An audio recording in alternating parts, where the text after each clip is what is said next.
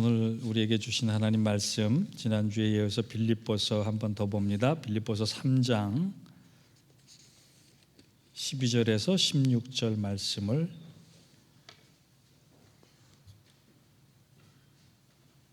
한 절씩 교독하겠습니다.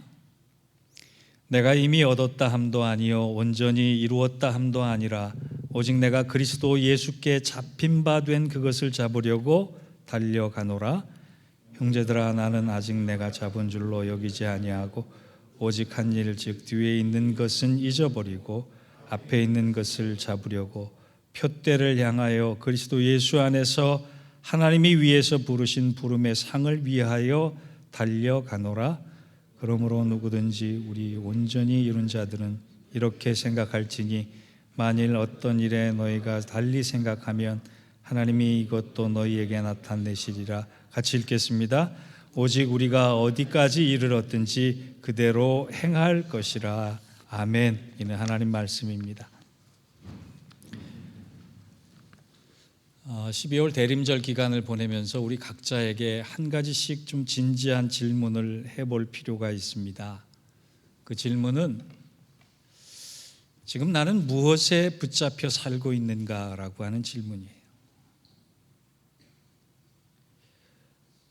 내 인생이 무엇에 붙잡혀 있는가에 따라서 내 인생의 내용이 달라지고 내 인생의 격이 달라집니다.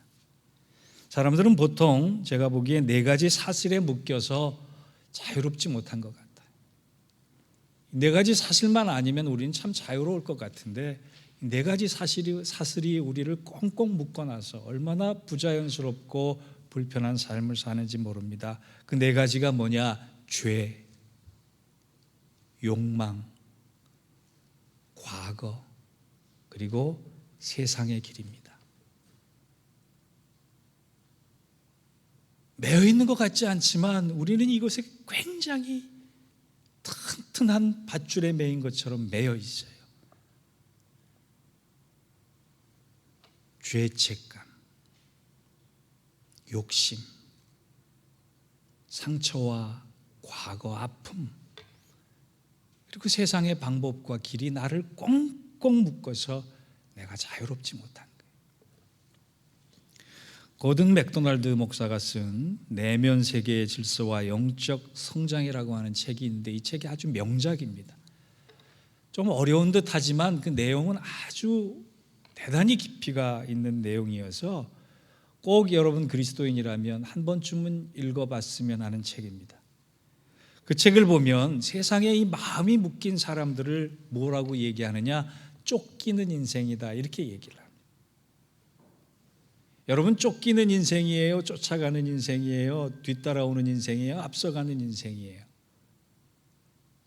이 고든 맥도날드 목사님이 쫓기는 인생, 이런 사람들에게 나타나는 8가지 특징이 있다는 거예요. 내가 만약에 쫓기는 인생이라 그러면 이 8가지 특징이 내 안에 나타나는 거예요. 그게 어떤 거냐? 첫째, 오직 무엇인가를 성취했을 때에만 만족하고 행복하다는 거예요. 작은 일에도 실패하는 걸 내 자신이 용납하지 못하는 거예요. 두 번째, 무엇이 쫓기는 인생이냐? 성취를 표시하는 상징에 집착한다 그랬어요. 성공해야지만 승리하는 인생이다라고 생각해요. 성공 이외에는 내 목전에는 없어요. 넷째, 고삐 뿔린 팽창욕에 사로잡혀 있다. 손해를 용서 못하는 겁니다. 일불 하나도 내가 손해봐서는 안 된다고 생각하고 사는 거예요. 그러니 얼마나 쫓기겠어요. 네 번째, 온전한 인격에는 별 관심이 없다는 거예요. 방법과 인품과 상관없이 나만 만족하고 나만 좋으면 된다라고 하는 생각하는 사람들, 쫓기는 인생이에요.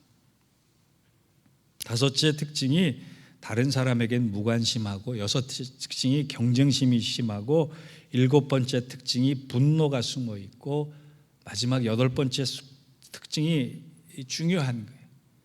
늘 바쁘다고 투정하면서 동정받기를 원하지만 정작 삶의 변화는 거부한다. 쫓기는 사람일수록 내 삶이 변해야 된다고 생각하지 않는 거예요. 여러분, 우리가 이렇게 하루하루 이민살이 살면서 얼마나 많은 일에, 얼마나 많은 시간에, 얼마나 많은 재정적인 압박에 시달리는지 몰라요. 그것을 만족시키려고 사니까 더 쫓기는 인생이 될 수밖에 없어요. 근데 오늘 사도 바울을 보니까 아주 행복한 선언을 하나 합니다. 나는 대단한 일을 앞에 두고도, 대단한 일을 이룬 것 같아도 나는 쫓기지 않는다. 나는 행복하다라고, 나는 자유하다라고 얘기하고 있는 12절을 보면 이런 고백을 합니다. 오직 내가 그리스도 예수께 잡힌 바 된 그것을 잡으려고 달려갔다. 그는 지금 뭔가 붙잡혀 있다라고 얘기를 하는데, 그 붙잡혀 있는 것이 자기를 삶의 모습으로, 삶의 원동력으로 인도하는 추진력이 됐다는 거예요. 그런데 그 추진력대로 살아가는 게 쫓겨서 묶여서 살아가는 게 아니라 아주 자유로운 인생이 돼서 살아간다.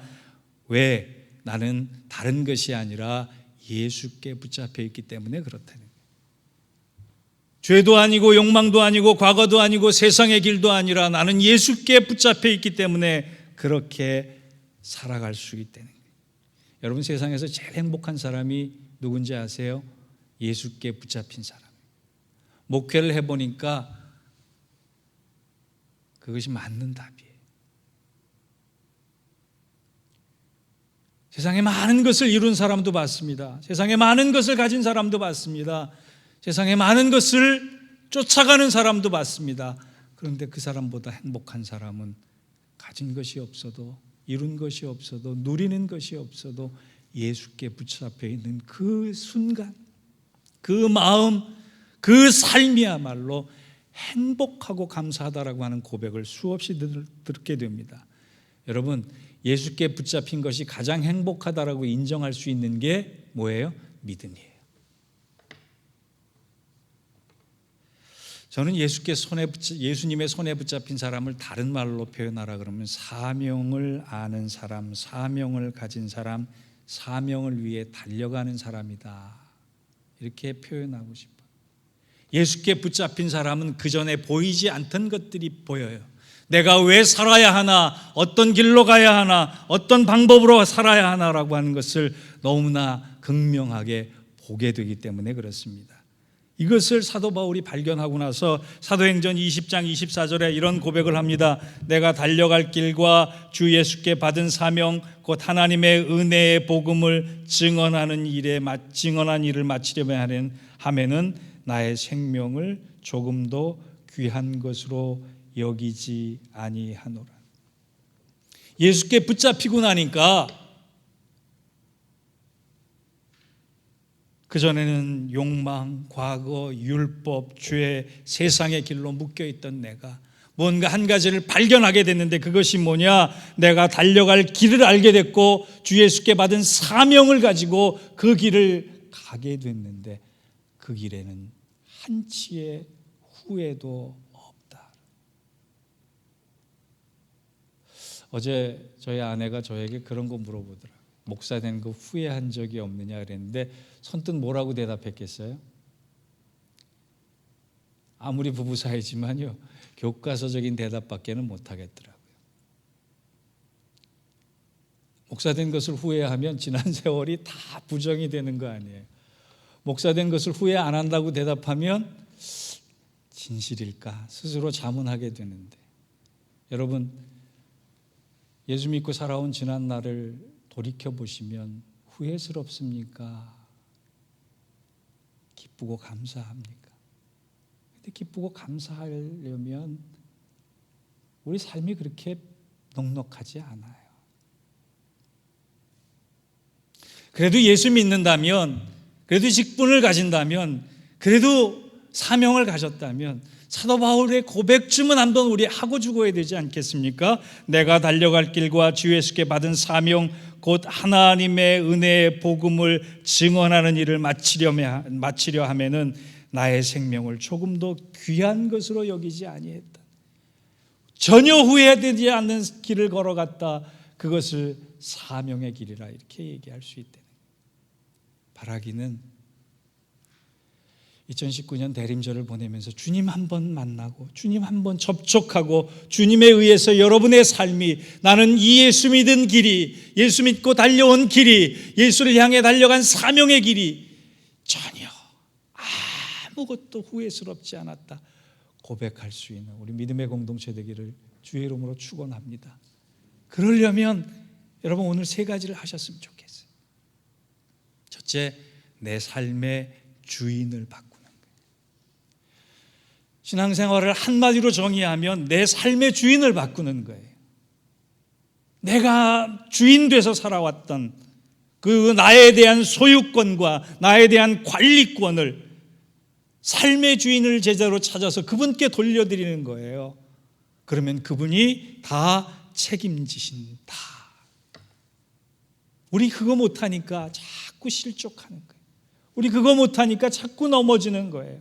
우리 그거 못하니까 자꾸 갈등하는 거예요. 제가 이래봬도요, 옛날 가요는 좀 불렀어요. 내가 따라 부른 가요 중에 제일 후회되는 가요가 하나 있는데 그게 뭔지 아세요?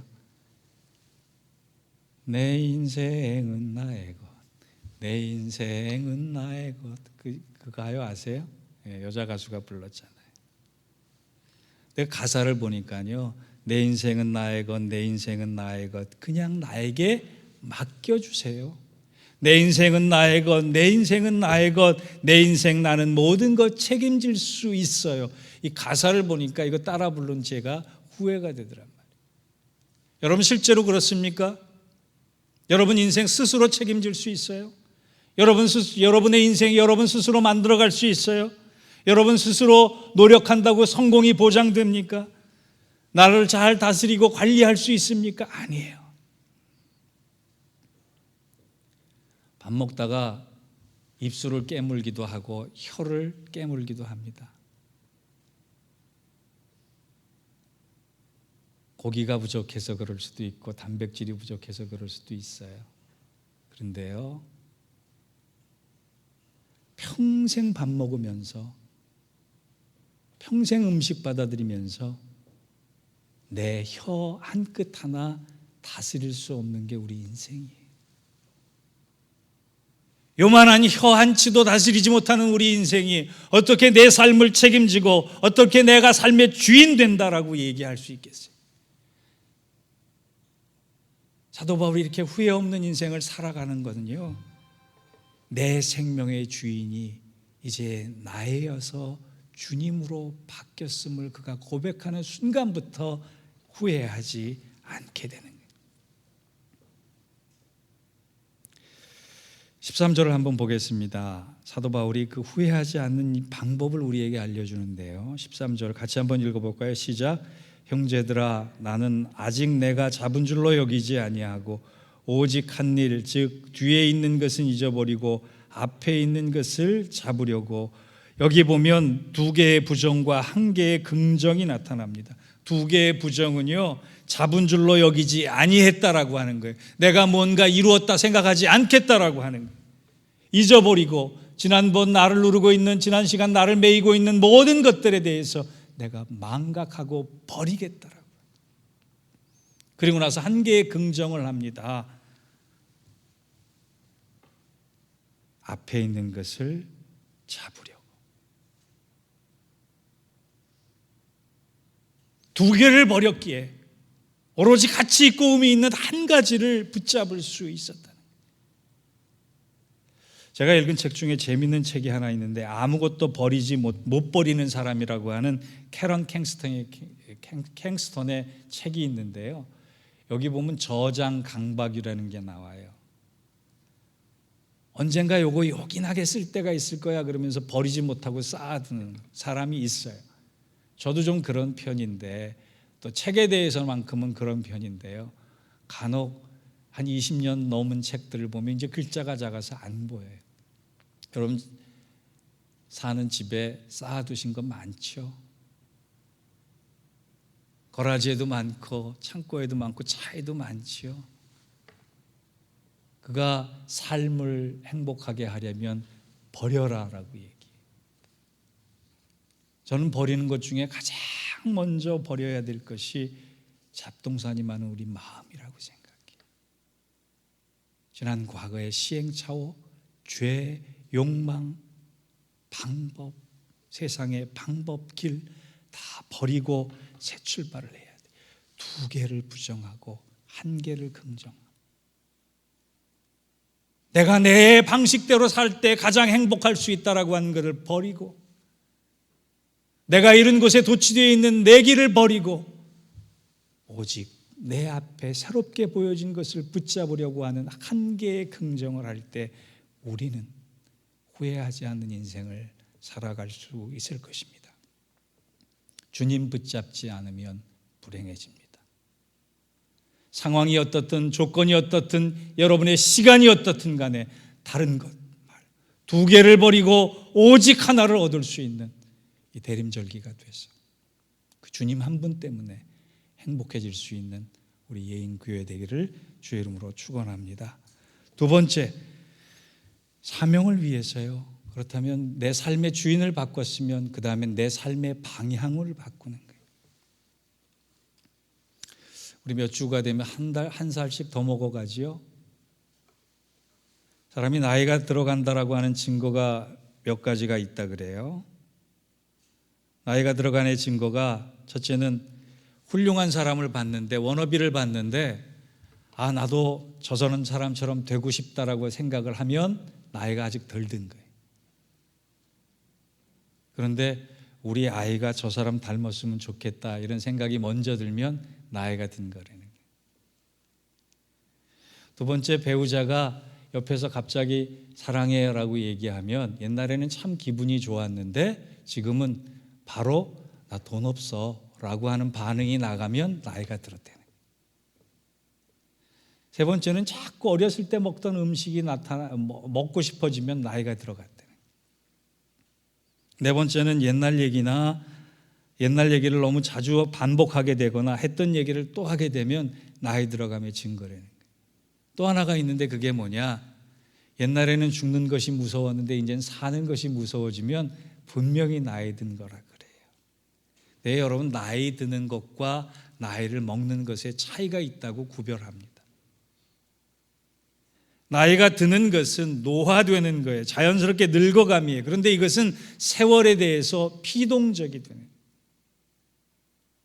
근데 나이를 먹어가는 거는요, 세월에 대해서 능동적으로 당당하게 맞선다. 그래서 이것을 성숙한다라고 얘기해요. 그래서 국어에는요, 나이를 드는 것과 나이를 먹는 것을 구분합니다. 노인은 나이를 드는 것이고 청년은 나이를 먹는 것이. 오늘 본문을 보면요, 60세인데 그 당시 60세면 노년입니다. 그런데 아주 당당한 청년 한 명이 나타나요. 그가 바로 누구냐? 사도 바울인데 그가 14절에 이런 고백을 합니다. 나는 결코 늙지 않았다. 왜? 표대를 향하여 그리스도 예수 안에서 하나님이 위에서 부르신 부르심의 상을 위하여 달려갈 수 있기 때문이다. 자기가 노년이라고 생각했다면 그는 달려간다라고 하는 표현을 쓰지 않았을 것입니다. 자기 인생이 얼마나 남았을지 모르지만 나는 그 목표를 향하여, 그 표대를 향하여, 그 결승점을 향하여 최선을 다해 달려간다라고 하는 젊은 날의 고백, 청년과 같은 고백을 그가 하고 있기 때문에 그렇습니다. 그거 왜 그런지 아세요? 그가 삶의 방향을 바꿨기 때문이에요. 이전에 갔던, 이전에 추구했던, 이전에 좋아했던 길이 아니라 내 삶의 주인이 바뀌고 새롭게 보여진 하나님께서 맡기신 일에 대해서 그는 분명하게 최선을 다해 달려갈 수 있었다는 거예요. 지난번 결산 운영회를 하는데 우리 운영위원 중에 제일 젊은 안수 집사님 한 분이 계시는데요, 그분이 이런 표현하더라고요. 50줄에 들어서니까 확실히 몸이 다르더라고요. 저는 그분은 안 늙을 줄 알았어요. 운동도 매일 하시고. 그런데 50에 들어서니까 자기 한계가 스스로 느껴진다는 거예요. 우린 아이 앞에 장사 없어요. 그런데요, 영적으로는 오히려 젊어질 수 있어요. 사도 바울처럼 표대를 발견하면 그렇게 됩니다. 여러분, 저기 마켓에 가면은요, 자주 사 먹어야 될 음료 브랜드가 하나 있어요. 그게 뭐냐면 웰치 주스예요. 웰치 주스는 지금도 그런 거는 제가 정확히 알지 못하지만 초창기에는요, 그 매출액 이익의 50%를 선교비로 썼던 귀한 크리스찬 기업입니다. 이 웰치라는 사람이 포도주스 전문 브랜드로 성장을 했는데, 그가 원래 젊었을 때 아프리카 선교사를 꿈꿨던 사람이에요. 그런데 부부가 함께 훈련을 받고 나중에 최종 검사를 하는데 부인이 체질이 약해서 아프리카에 가면 그 면역력 때문에 건강을 지켜낼 수 없다라고 하는 판단을 받은 거예요. 부인 때문에 도저히 선교사로 파송할 수가 없다라고 하는 결론을 받고 돌아오는 길에 하나님, 내 사명이 선교인데 선교지에 못 가게 하시면 저는 어떻게 합니까? 그러다가 기도 중에 그렇다면 선교사님을 도울 수 있는 방법을 저에게 주십시오. 방향을 꺾지 않았어요. 뭔가 힘들어서 낙심하는 가운데 집에 갔더니 집에 아버지가 치과 의사였는데 알코올이 없는 성찬용 포도주스를 만드는 게 아주 좋은 길이라고 하는 이 언급을 합니다. 그때 하나님께서 주신 그게 인사이트라는 생각을 가지고, 그래, 내가 알코올이 없는 교회 성찬용 포도주스를 만들어서 선교사님들을 후원해야겠다. 하나님은요, 그의 사명의 길에 방향을 꺾지 않는 그 웰치를 축복하셨어요. 단순한 간의 수공업으로 시작했던 포도주스 사업이 커졌어요. 나중에는 세계적인 브랜드가 됐습니다. 그것이 너무 고마워서 그는 그의 수익의 매출액 수익의 50%를 선교 사업을 위해 드리게 됩니다.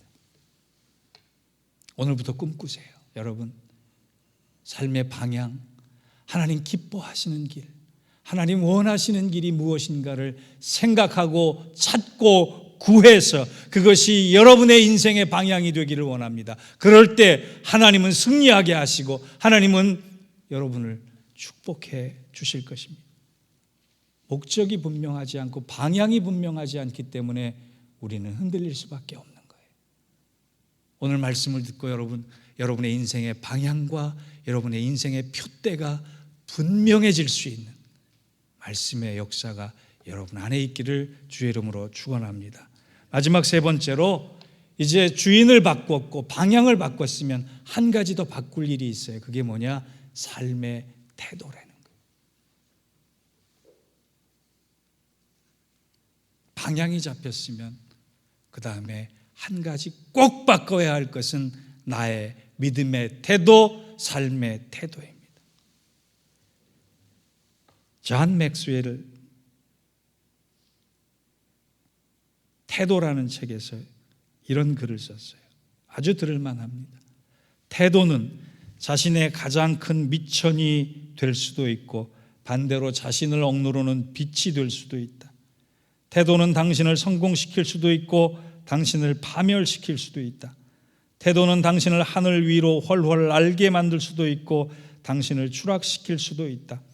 긍정적인 태도를 갖는다고 해서 무엇이든지 할 수 있는 것은 아니지만 무엇을 하더라도 부정적인 태도로 임했을 때보다는 더 훌륭하게 일을 해낼 수 있다. 그러면서 이런 결론을 얘기합니다. 현재의 삶은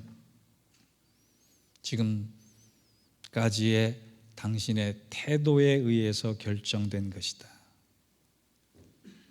그러므로 당신이 어떤 태도를 갖느냐에 따라서 당신의 미래가 또한 결정될 것이다. 아주 동기부여가 확실한 얘기를 해줍니다. 누가복음 16장 10절에서도 이런 말씀이 있어요. 지극히 작은 것에 충성된 자는 큰 것에도 충성되고 지극히 작은 것에 불의한 자는 큰 것에도 불의하니라. 주님께서 태도에 대해서 말씀하시는 거예요. 충성스러운 자세는 작은 일이나 큰 일이나 변함없는 태도를 유지하지만 불의한 태도는 크건 작건 간에 불의함의 결론을 향해서 태도가 엉망일 것이다. 여러분, 신앙생활은요, 하나님을 향한 나의 좋은 태도를 얘기하는 거예요. 사도 바울은 성경에서 신앙의 진보에 있어서는 가장 탁월함을 보였던 사람입니다. 그런데 그 탁월함이 뭘로 나타난지 아세요? 하나님을 향한 태도로 나타나요.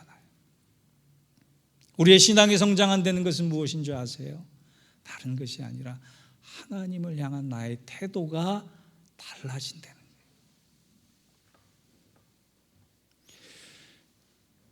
지난 한 해를 돌아보며 하나님을 대하는 여러분의 태도를 한번 돌아봤으면 좋겠어요. 깨달았으면 좋겠어요. 바꿔봤으면 좋겠어요. 다른 것은 몰라도 삶의 주인을 바꾸고 삶의 방향을 바꾸고 삶의 태도를 바꾸는 것, 그것을 하나님이 우리에게 오늘 말씀을 통해 요구하고 계십니다. 다른 것은 몰라도 최선을 다해 전력 질주합시다. 그럴 때 하나님은 우리를 부름의 상을 예비해 놓으셨다고 사도 바울은 증언합니다. 우리 모두 예외 없이 부름의 상을 받기를 소망합니다. 하나님은 여러분의 수고를 아십니다.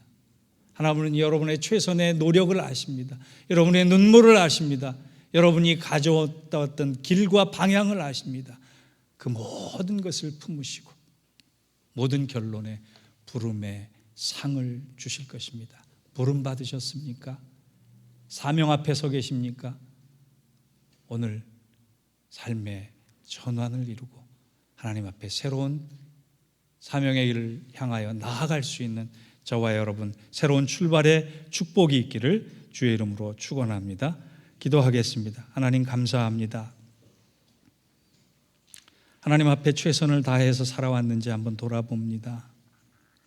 이런 핑계로 저런 핑계로 최선을 다하지 못하고 여러 가지 변명과 구차한 사연만을 가지고 주 앞에 섰던 저희들, 이제 돌아서서 다른 것은 몰라도 믿음 생활만큼은 최선을 다할 수 있는, 전력 질주를 다할 수 있는 저희들 되게 하여 주시옵소서. 주님, 부름의 상이 저희 안에 있는 줄 압니다. 그 상을 기대하며 올 한 해 다하지 못했던 수고를 내년 한 해는 하나님께 약속하며 나아가기를 원합니다. 하나님, 우리에게 힘 주시고 능력 주시고 기쁨 주셔서 그 일과 그 사명 잘 감당할 수 있는 우리 모두가 되게 하여 주시옵소서. 예수님의 이름으로 기도하옵나이다. 아멘.